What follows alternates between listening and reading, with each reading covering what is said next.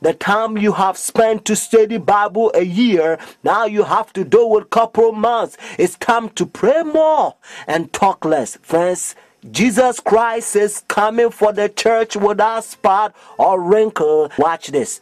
When Nazi Germany attacked Britain in 1940, Winston Churchill called on his people to defend Christian civilization. Today, there is a new kind of battle in Britain, and Christianity is again at stake. Dale Hurd reports from London. The coronation of Queen Elizabeth.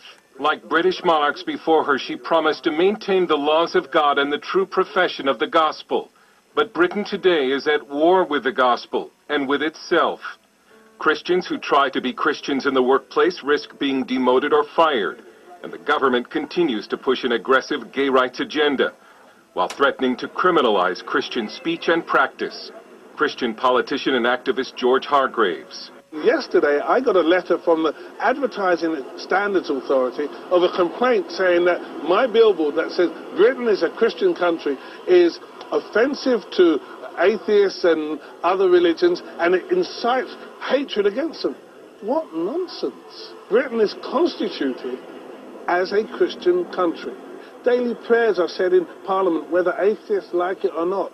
The Queen is the head of the Church of England and therefore has to acknowledge God for her sovereignty over the nation. These things are written into not just our culture and our heritage, but into our Constitution. Great Britain is officially a Christian nation, and in fact at one time was the missionary base for the entire world, even sending missionaries to the new American colonies. But Britain today in practice is increasingly anti-Christian, and the cases of anti-Christian bigotry and discrimination are beginning to pile up.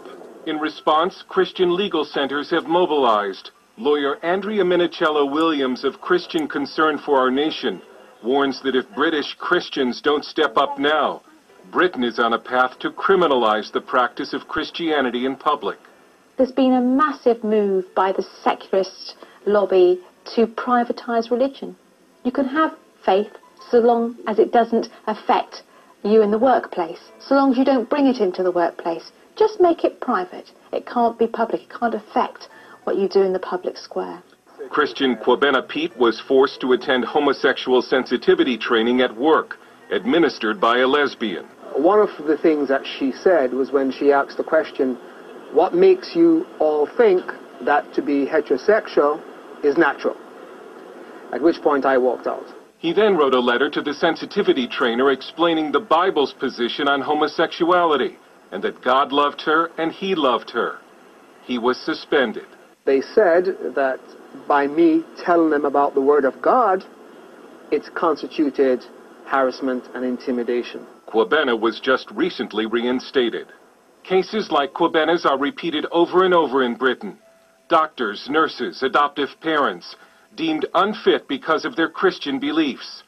Christians are told not to speak about God in the workplace, or they're punished for offending homosexuals or Muslims. Now the British government wants to pass a new equality bill that would force churches to hire practicing homosexuals or transsexuals. Christian lawyer Paul Diamond has been very successful in fighting Christian discrimination cases in the courts. In the United Kingdom, the homosexual agenda is militant, and they've been arresting Christians, jailing Christians for hate crimes, shutting off grants, constant litigation with the government, constant aggression. There's no live and let live. Your Christian values are wicked and evil, and that's what they want everybody to believe. That sounds like a BBC program which portrayed a violent Christian beheading a Muslim. Britain's government TV has also put a Muslim in charge of all of its religious programming. Islam continues to advance in the UK in large part because the government and media give it almost a protected status, while essentially persecuting its own state religion, Christianity. Many believe the architect of Britain's new anti-Christian culture was former Prime Minister Tony Blair, who championed gay rights. And during our interviews with Minicello Williams and Diamond, they both offered the same warning to American Christians, that any anti-life or hate crimes legislation under the Obama administration will erode America's Christian base. This is all coming to America. If you liberalize the laws, as President Obama has done. You know who Obama reminds every British person of? Tony Blair. Charming, persuasive, convincing, appearance of moderation, and then shoved all the Judeo-Christian values down, saying he was a Christian as he did it. So we know what's going to happen in America. We know what's going to happen to your 40% church attendance. It isn't 40%, it's going to be 20%. When the federal and state government starts saying, if you criticize homosexuality, the hate crime laws will apply to you Christians. Dale Hurd, CBN News, London. Friends, the Bible said that darkness covered the earth and gross darkness the people. One of the things that this Babylon, the Bible also says in 2 Thessalonians chapter 2, if you get time, read it, because that's how you're going to know that this power is the Antichrist, because this is the doctrine, the old time, dark ages, the reformers, they used to preach, and they point to this power, Antichrist, but now you don't hear no more. One of the things that they're doing is they infiltrate almost every system, so they're using so-called movie stars, or famous, so to speak, and they train them how they can dress short shirts. And whenever they do that, because they know that if they wear any kind of shirt, the world is going to copy and they're going to dress like them.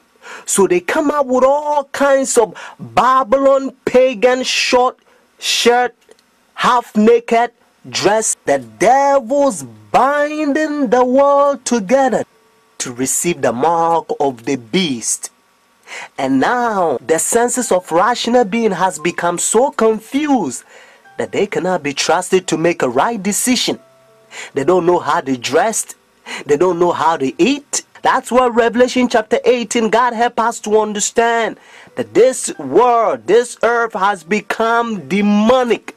The hateful bird, ever unclean.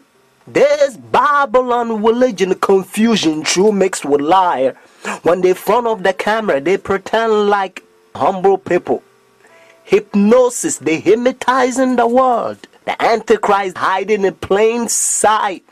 The Bible called this system the mystery. It's a mystery for a lot of people. And according to Revelation chapter 13, the whole world will wonder after the beast. Whenever this power, they force the mark of the beast, the world is going to be wonder.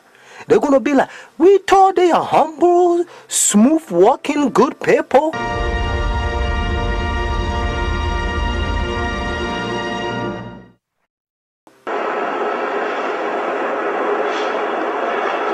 Your Holiness, may I present Archbishop Kayang Barsamian, Primate of the Eastern Diocese of the Armenian Church in America. According to ecumenical protocol, the Eastern Orthodox would be first in order, as they are, of course, first in priority in the Catholic Church's ecumenical responsibility. Your Holiness, may I present Archbishop Yichen Akachi, the Legate and Ecumenical Officer of the Eastern Diocese of the Armenian Church in America and President of the National Council of Churches in the United States. Holiness, may I present Reverend Dr. Donald McCoy, representing the presiding Bishop Mark Hansen of the Evangelical Lutheran Church in America. Holiness, may I present Bishop Jeremiah J. Park, Bishop of the New York Annual Conference of the United Methodist Church.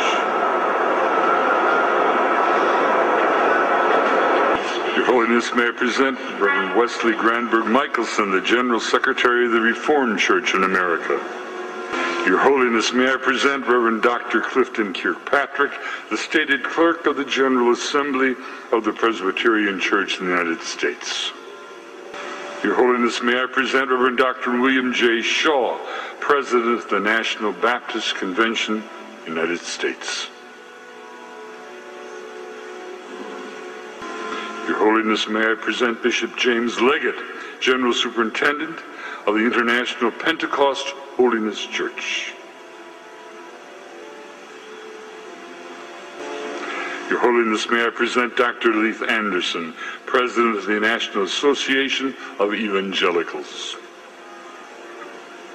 Your Holiness, may I present Bishop David H. Benke, President of the Atlantic District of the Lutheran Church, Missouri Synod. Your Holiness, may I present Reverend Dr. A.R. Bernard Sr., President of the Council of Churches of the City of New York. Your Holiness, may I present Elder Bernice King, daughter of the civil rights leaders Martin Luther King Jr. and Coretta Scott King. Your Holiness, may I present Reverend Jimmy Song Jilim, Executive Director of the Council of Churches of the City of New York. Your Holiness, may I present the Right Reverend Mark Sisk, Bishop of the Episcopal Diocese of New York. Do you understand the language, Your Holiness? And this is how they call this power. He think he is God. That's what their teachings is all about.